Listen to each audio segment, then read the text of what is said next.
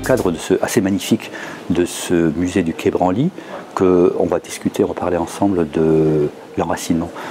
Le musée Branly, vous savez, est consacré aux arts premiers, comme on dit, c'est-à-dire en fait aux objets qui ont permis à des personnes dans des différentes civilisations de s'enraciner précisément dans une religion, dans un espace sacré, dans l'espace domestique, dans l'espace politique. Donc on est dans le musée de l'enracinement, si on veut. Enracinement, ça nous renvoie à l'étymologie même du mot racine, radicus, racine. S'enraciner, c'est développer des racines comme un arbre, comme une plante, qui permettent de puiser des ressources. À quoi servent les racines d'un arbre? À puiser des ressources. Et on peut puiser des ressources pour être et se développer dans différents éléments ou en incorporant différents éléments. S'enraciner, c'est aller chercher en différentes racines les éléments qui nous nourrissent, pour nous faire grandir, pour nous faire vivre, pour nous réaliser en tant qu'hommes. L'essentiel, c'est de savoir, en chacun de nous, d'où nous tirons notre ressource vitale. Et on peut la tirer de différents domaines. Simone Veil a écrit un magnifique livre qui s'appelle précisément L'enracinement, où elle détaille les différents lieux d'enracinement pour un être humain. On peut en citer quelques-uns. D'abord, on s'enracine dans une langue, dans un langage. L'être humain est un être de parole. C'est ce qui distingue de l'animal.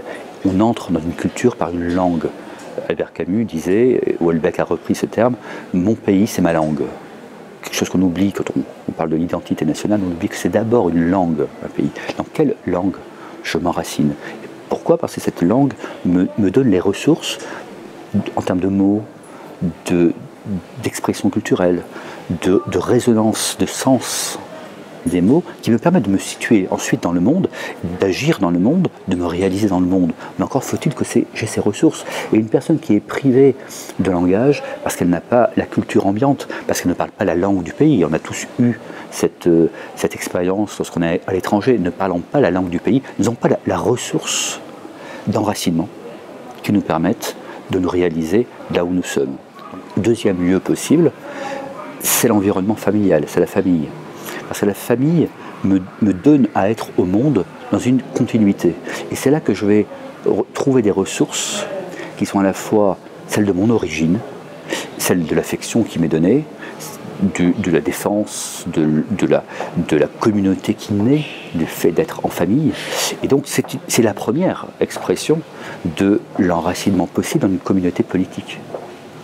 On oublie souvent que la famille, c'est le premier espace politique, le premier espace où je vais trouver les ressources de réalisation dans le monde politique, et parfois des ressources défensives. Lorsque ça ne va pas bien au travail, lorsque ça ne va pas bien dans mon espace social, ils avons aussi tous l'expérience de cela, dans mon univers familial, que je vais trouver les ressources pour pouvoir grandir ailleurs. Un troisième élément qui nous permet de nous enraciner dans un milieu, c'est l'enracinement dans notre biosphère, dans notre milieu naturel. Là aussi, je fais appel à notre expérience commune, sans doute partageable, contemplation de la nature.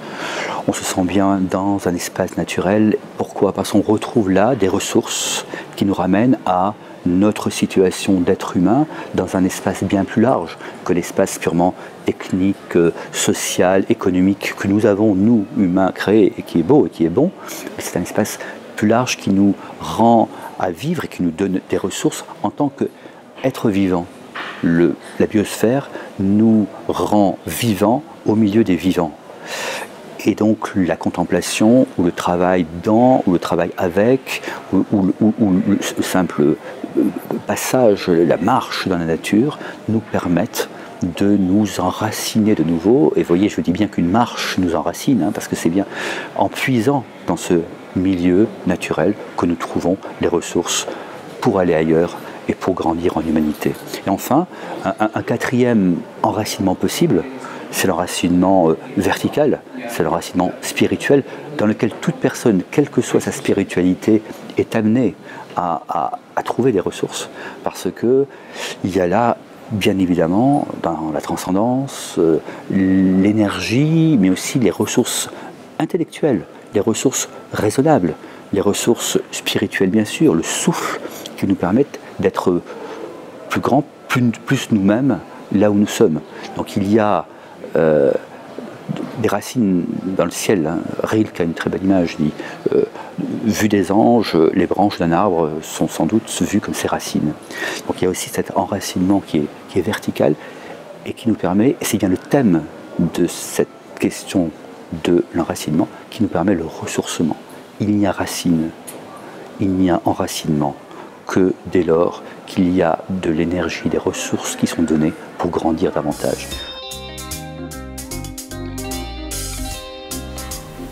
La culture, c'est un ensemble de paradigmes incluant l'histoire, les philosophies, les religions, les arts, les belles lettres, mais aussi les codes culturels qui sont inhérents à chaque peuple.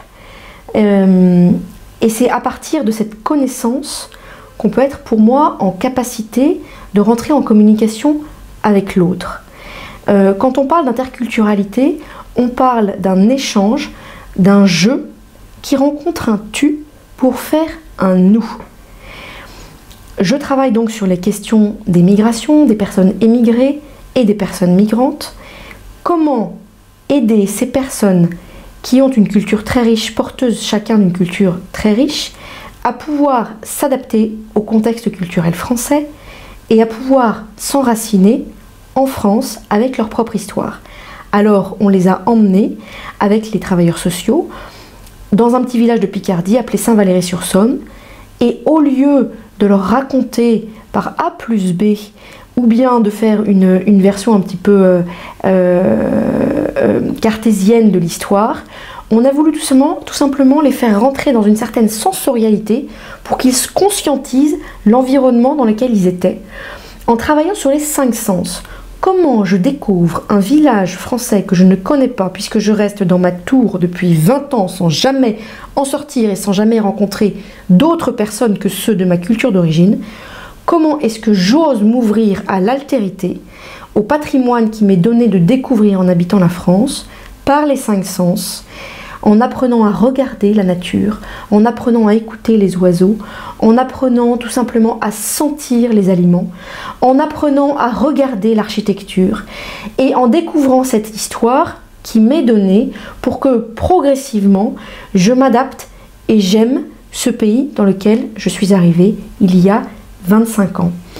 Alors, ce jeu qui rencontre un tu pour faire un nous, tout simplement, il a comme fruit, comme finalité, de bien vivre ensemble autour, tout simplement, de codes culturels communs qui sont à l'inverse de ce que je peux dénoncer avec beaucoup de paix en fait, parce que je reviens d'un tour du monde et que j'ai rencontré des centaines et des centaines de routards qui vivent dans un monde globalisé, qui sont empreints de ce qu'on appelle le nobadisme et qui tout simplement souffrent pour moi d'une certaine perte d'identité car ils ne se connaissent pas eux-mêmes.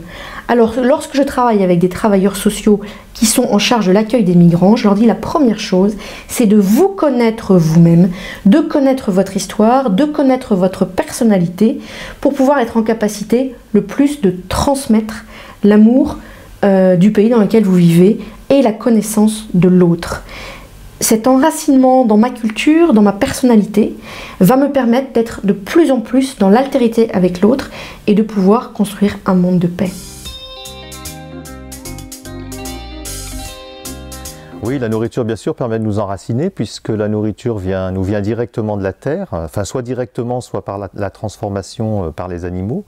Voilà, et en venant de la terre et en étant incorporé, puisque le principe de la nourriture c'est d'être incorporé, c'est-à-dire de venir nourrir et renouveler nos cellules, et donc en l'incorporant, elle nous relie directement, elle est ce lien en fait entre la terre et nous, et l'homme, voilà, et puis en venant nourrir nos cellules, les renouveler, elle vient nous faire grandir, voilà, elle vient faire grandir l'enfant par exemple, un enfant bien nourri, c'est un enfant qui grandit bien, quoi. Et cette nourriture, elle sera d'autant plus fructueuse s'il y a une certaine harmonie entre ce que l'on pense d'elle et ce que l'on mange. C'est-à-dire que si ce qui est bon à manger est aussi bon à penser, et ça aura probablement plus de vertu que si ce qui est bon à manger n'est pas bon à penser. Je prends souvent l'exemple, par exemple, du chocolat. Voilà, si je pense que le chocolat fait grossir, donc que c'est pas bon pour moi, mais le chocolat c'est quand même un bon aliment, gustativement et sensoriellement, donc il va venir nourrir mes sens. La nourriture c'est aussi une source de plaisir important, mais il pourra difficilement nourrir mes sens si ma pensée est en train de me dire que vraiment je suis en train de manger un aliment pas bon. Voilà, un aliment qui fait grossir, un aliment qui contient du gras, qui contient du sucre, etc. etc.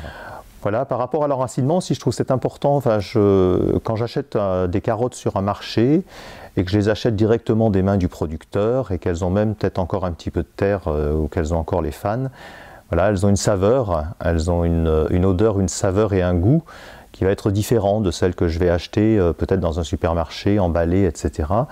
Je ne sais pas d'où elles viennent, par qui elles ont été produites. Et donc cette notion d'enracinement est peut-être un peu différente si j'ai affaire à une nourriture plus anonyme. Voilà, si j'ai l'occasion de prendre un repas chez ma grand-mère, voilà, et que c'est mon grand-père qui a sorti les légumes directement du jardin, ça a un autre sens et une autre saveur que ce repas que je vais prendre en collectivité un jour à midi et où je ne sais pas ni qui l'a fait, ni qui l'a produit, etc. Donc qui est un peu comme déconnecté d'une réalité terrestre, humaine, etc. Et puis la nourriture aussi, je pense qu'elle nous enracine les uns dans les autres. Hein, donc là, elle nous enracine, elle nous relie au producteur, elle nous enracine aussi les uns dans les autres de fait d'être en lien avec celui qui l'a produit. Voilà.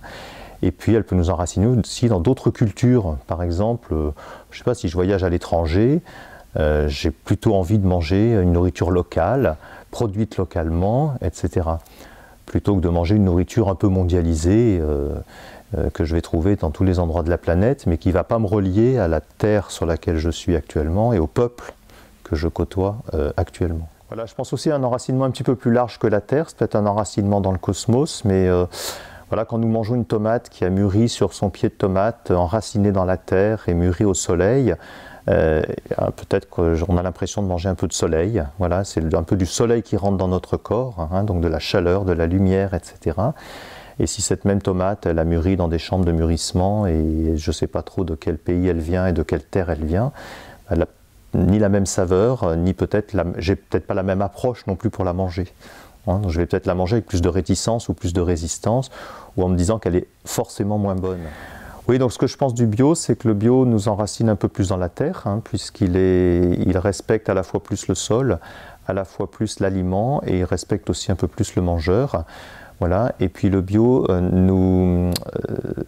aussi rejoint assez naturellement le local, hein, et du coup permet aussi de garder une activité, par exemple locale, c'est-à-dire va respecter l'homme aussi, ou les hommes, hein, dans leur travail, dans leur projet, autour de cette culture de nourriture, voilà, en sachant aussi que leurs produits seront mangés localement, donc quelque part c'est aussi peut-être une satisfaction pour eux. Voilà.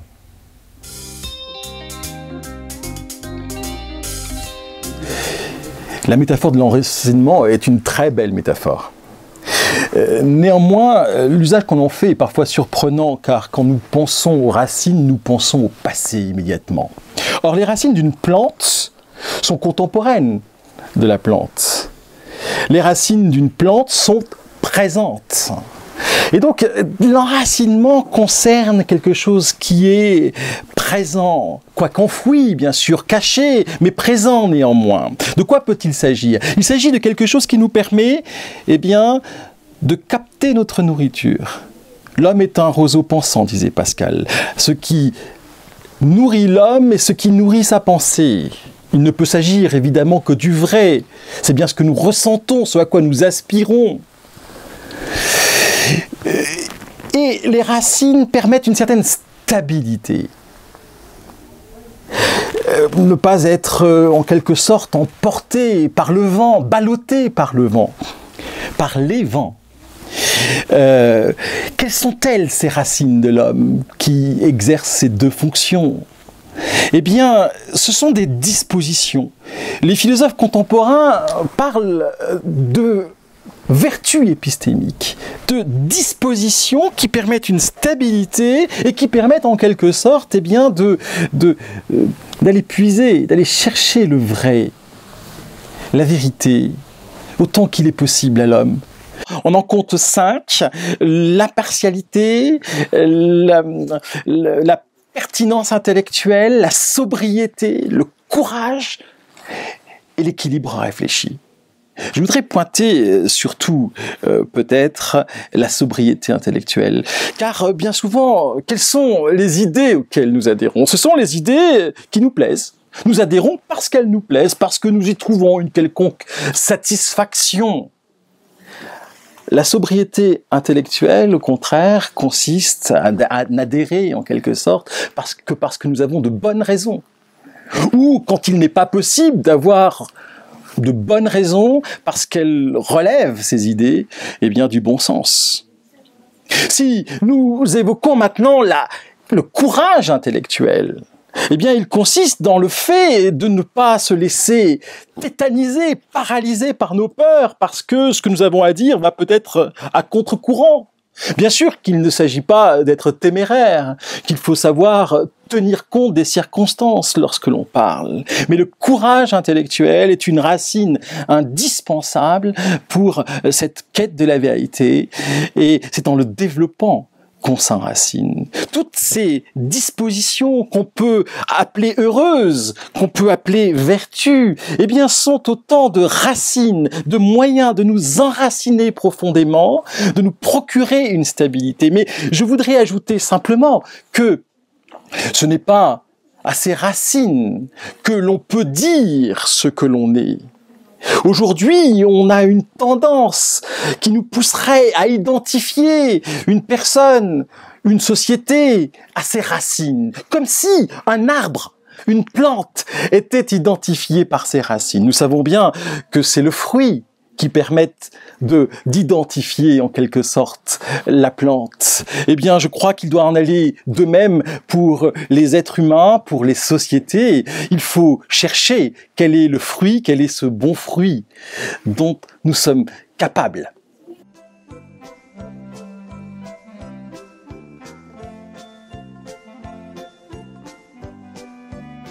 Le conseil principal, c'est de penser du bien de ce que l'on mange. Voilà. Et à partir du moment où je pense du bien de ce que je mange, je peux le manger de façon plus attentive, plus sensorielle, on va dire, et du coup, probablement m'arrêter à de plus justes quantités. Si je le déguste tranquillement et sereinement, voilà, sans arrière-pensée négative, peut-être que dans un carré de chocolat, j'ai le goût de toute la tablette de chocolat. Donc, j'ai pas besoin de manger toute la tablette de chocolat.